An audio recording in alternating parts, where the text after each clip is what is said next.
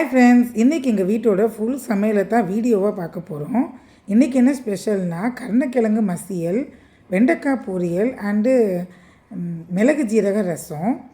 So first வெண்டைக்காய் பொரியல் பார்த்துடலாம். இதில் எப்பயுமே நான் வீடியோவில் போடும்போது சொல்வேன், ஒரு பொடி ஒன்று அரைச்சி போடுவேன், அதை தான் இதில் காட்டியிருக்கேன். ஸோ ஸ்கிப் பண்ணாமல் கடைசி வரைக்கும் பாருங்கள் ப்ளீஸ்.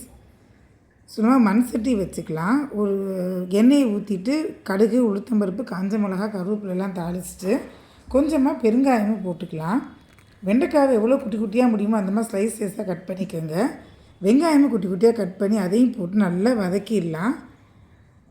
எப்பயுமே நீங்கள் பொரியல் செய்யும்போது வெங்காயத்தை நல்லாவே வதக்கணும். பச்சையாக போட்டிங்கன்னா அதோட டேஸ்ட்டே போயிடும். எந்த காயாக இருந்தாலும் நல்லா வதக்கிடுங்க ஃபஸ்ட்டு வெங்காயத்தை. அப்புறமா தக்காளி போடுங்க. தக்காளி போடும்போது கொஞ்சமாக உப்பும் சேர்த்துக்கோங்க. அதுவும் நல்லா ஜூஸியாக வதங்கினதுக்கப்புறம் குட்டி குட்டியாக கட் பண்ணி வச்சுருக்கிற வெண்டைக்காயும் அதில் சேர்த்துடலாம். வெண்டைக்காயும் போட்டு நல்லா ஒரு 10 நிமிஷம் அதே இதில் வதக்கிடுங்க. இப்போ மசாலாலாம் போட வேண்டாம். நல்லா வதக்கி அந்த தக்காளி வெங்காயத்தோடு சேர்ந்ததுக்கப்புறமா ஒரு 5 நிமிஷம் கழித்து தான் நான் போடுறேன். கொஞ்சமாக சில்லி பவுடர், கொஞ்சமாக ஒரு 2 ஸ்பூன் தனியா பவுடர், மஞ்சள் பொடி, உப்பு எல்லாம் போட்டு நல்லா வதக்கிடலாம். கொஞ்சமாக தண்ணியை தெளித்து விட்டுட்டு கிண்டி மூடிடலாம். நல்லா வேகட்டும் இது.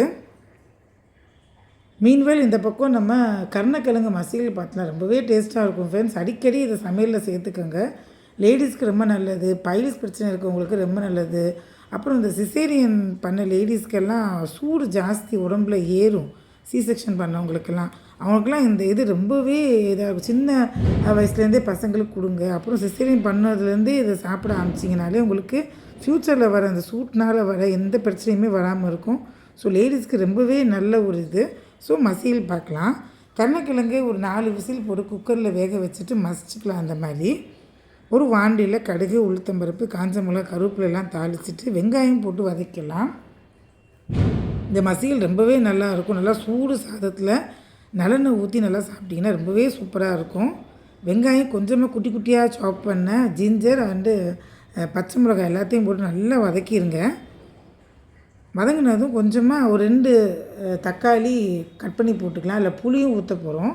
ஸோ தக்காளி பார்த்து போட்டுக்கோங்க. நான் இது பெங்களூர் தக்காளினால 2 போட்டிருக்கேன். நீங்கள் நாட்டு தக்காளினா 1 போட்டுக்கோங்க போதும். தண்ணி ஊற்றி நல்லா மூடி வச்சிடலாம், வேகட்டும். இந்த பக்கம் வெண்டைக்காய் வெந்துருச்சு. இப்போங்க நல்லா வெந்துருச்சு. இதுக்கு மேலே நான் சொன்ன பொடி பார்த்திங்கன்னா வேர்க்கடலை நல்லா ரோஸ்ட் பண்ணிவிட்டு கொஞ்சமாக ஜீரகமும் சேர்த்துருக்கேன். கொஞ்சம் ஒரு 10-15 ஜீரகம் சேர்த்தா போதும்.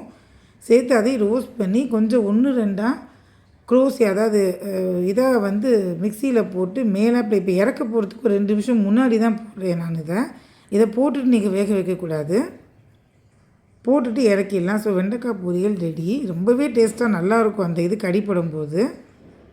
இப்போ தக்காளி வெங்காயம் வெந்துருச்சு. அந்த உசிலிக்கு அந்த மசிச்சு வச்சுருக்கிற கருணக்கிழங்கையும் போட்டு நல்லா வதக்கணும். இதுதான் ரொம்ப இம்பார்ட்டன்ட். இல்லாட்டி இது மாதிரி கசப்பாக காரல் மாதிரி நாக்கில் கொஞ்சம் அரிக்கும்.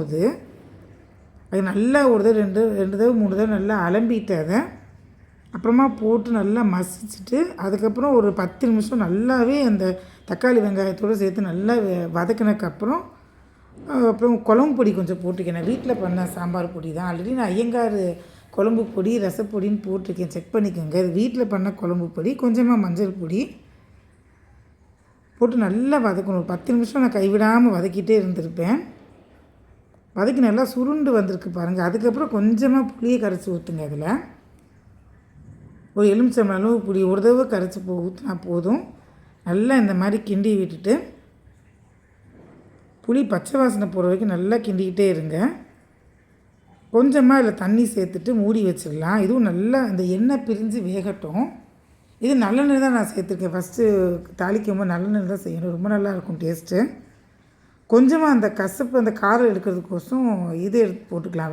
வெள்ளை நாட்டு சர்க்கரை போட்டுக்கலாம். கருவேப்பிலையும் போட்டுட்டு நல்லா கிண்டி மூடி வச்சுருங்க.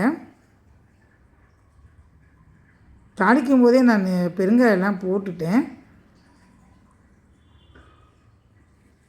மூடி வச்சுட்டு 10 நிமிஷம் நல்லா கொதித்து எண்ணெய் பிரிஞ்சு வரட்டும். நெக்ஸ்ட்டு ரசத்துக்கு நம்ம ரெடி பண்ணிடலாம். இது இன்ஸ்டன்ட் ரசம். மேக்ஸிமம் என்னோடய வீடியோ பார்க்குறவங்களுக்கு தெரியும், எல்லா நாளுமே நான் ரசம் பண்ணுவேன். எங்கள் வீட்டில் ரசம் ரொம்ப பிடிக்கும் எல்லாருக்கும். இப்போ சாம்பார் குழம்பெல்லாம் கூட எப்போயாவது பண்ணுவேன். பட் ரசம் டெய்லியுமே இருக்கும் என்னோடய சமையலில். இது வந்து இன்ஸ்டண்ட்டாக வைக்கிற ரசம். பருப்பு தக்காளி ரசம் ஆல்ரெடி நான் ஒரு வீடியோவில் போட்டிருக்கேன். ஃபுல் வீடியோ இதே மாதிரி ஒரு நாள் ஃபுல்லாக பண்ண வீடியோ போட்டிருக்கேன். அதில் செக் பண்ணிக்கோங்க எப்படி பண்ணுறதுன்னு. இது வந்து ஒரு 2 ஸ்பூனு ஜீரகம், 1 ஸ்பூன் மிளகு, 1 ஸ்பூன் தனியா, கொஞ்சமாக வரமிளகா, கருவேப்பிலை, ஒரு 10 பூண்டு தோலோடு சேர்த்து நல்லா இப்படி கொரகொரப்பாக ஆட்டிக்கலாம். அப்போ நம்ம இது தனியாக புளியெல்லாம் எடுக்கலை. நான் அந்த இதுக்கு மசியலுக்கு போட்டேன்ல அந்த புளியை தான் எடுத்திருக்கேன். போதும். அந்த புளி கொஞ்சம் ஒரே ஒரு தக்காளியை நல்லா அந்த மாதிரி கையில் மசிச்சுக்கலாம். ரெண்டையுமே சேர்த்து நல்லா மசிச்சுட்டு அந்த புளியோட சக்கையும் இதையும் மட்டும் தனியாக எடுத்துடலாம். இப்போ அந்த இதில் மிக்சியில் அரைச்சி வச்சதையும் போட்டுக்கலாம். போட்டு மஞ்சள் பொடி, உப்பு, பெருங்காயம், கருவேப்பிலை, கொத்தமல்லி எல்லாமே போட்டுடலாம் இதோடு சேர்த்து. மிக்ஸி கழுவுன தண்ணி எவ்வளோ உங்களுக்கு தண்ணி வேணுமோ, ரசம் வேணுமோ அந்தளவுக்கு தண்ணி ஊற்றிக்கலாம். 1 by 1 எல்லாத்தையும் போட்டுட்டு அடுப்பில் வச்சலாம். இது பேச்சுலர் ரசம் கூட சொல்லுவாங்க, இல்லை இன்ஸ்டன்ட் ரசம் கூட டக்குன்னு செஞ்சிடலாம். அதை இது நீங்கள் இதெல்லாம் அரைக்கணும்னு கூட கிடையாது. இன்னொரு மெத்தட் சொல்கிறேன். வீட்டில் ரசப்பொடி இருந்துச்சுன்னா கூட இதே மாதிரி செய்யுங்க. புளியை கரைச்சிட்டு தக்காளியும் போட்டு, இப்போ ரசம் நான் 1 ஸ்பூன் போட்டிருக்கேன் வீட்டில் பண்ண ரசப்பொடி. தக்காளி வெங்காயத்தை அது மாதிரி கரைச்சிட்டு இந்த ரசப்பொடி 2 ஸ்பூன் நல்லா போட்டு மஞ்சள் பொடி, உப்பு, பெருங்காயம், கருவேப்பிலை, கொத்தமல்லி எல்லாம் போட்டு கூட இன்ஸ்டண்ட்டாக ரசம் பண்ணலாம். அதுவுமே சூப்பராக இருக்கும். இப்போ அடுப்பில் வச்சிடலாம். நல்லா நுர கட்டி வரட்டும். ஒரு 5 நிமிஷம் ஆனால் நல்லா நுர கட்டி வந்துடும். அவ்வளோதான், இதை இறக்கிடலாம்.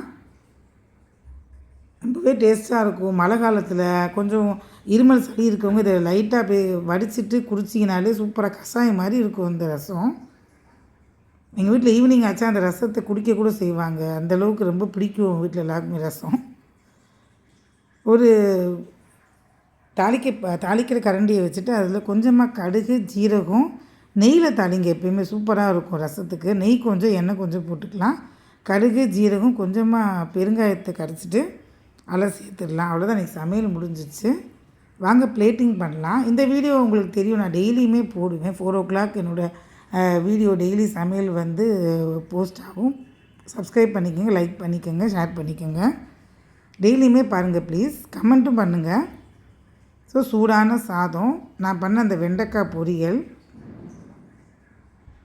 இது கருணக்கிழங்கு மசியல். பாருங்கள், தொக்கு மாதிரி நல்லா கிரேவி மாதிரி வந்திருக்கு. இது நல்லெண்ணெயில் போட்டு சூடு சாதத்தில் சாப்பிட்டு பாருங்கள், அட்டகாசமாக இருக்கும் சாப்பாடு. இது ரசம். இந்த ரசம் இந்த மசியல் காம்பினேஷன் அடிச்சிக்கவே முடியாது, அவ்வளோ நல்லாயிருக்கும். கெட்டி தயிர், அப்போ வீட்டில் பண்ண ஊறுகாய் இது. சப்ஸ்கிரைப் பண்ணிக்கோங்க, லைக் பண்ணுங்கள். தேங்க்ஸ் ஃபார் வாட்சிங்.